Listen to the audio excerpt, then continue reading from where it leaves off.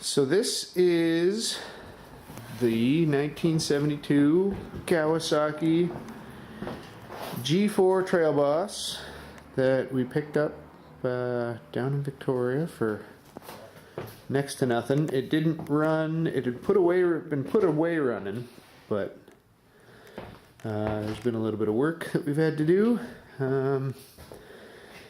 So played around a little bit. There's a couple of weird things that went on. The carburetor is actually in there. It's that's the air cleaner.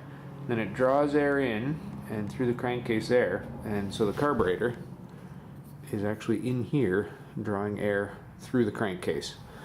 So we played around, done a couple of little things, ran some seafoam through the fuel, installed a fuel filter, and that seemed to help. But even though we got it running, the clutch was really sticky. So done a couple of things. I changed the oil originally, but this time what I did was I ran some seafoam. Let's see here. This is seafoam.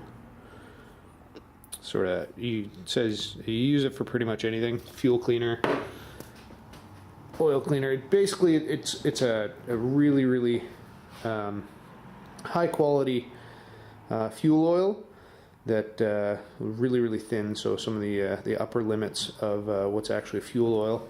So thinner than gasoline, thinner than kerosene. So it actually ends up thinning out and removing a lot of the gums and varnishes.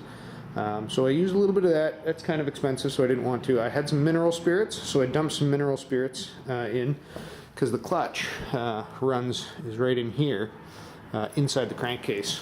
So in the gearbox, I ran some paint thinner, basically some thinner with synthetic oil to try and ungum the clutch. And after running it today, I actually took it for a rip around the block, and it did actually disengage. So the clutch now moves freely.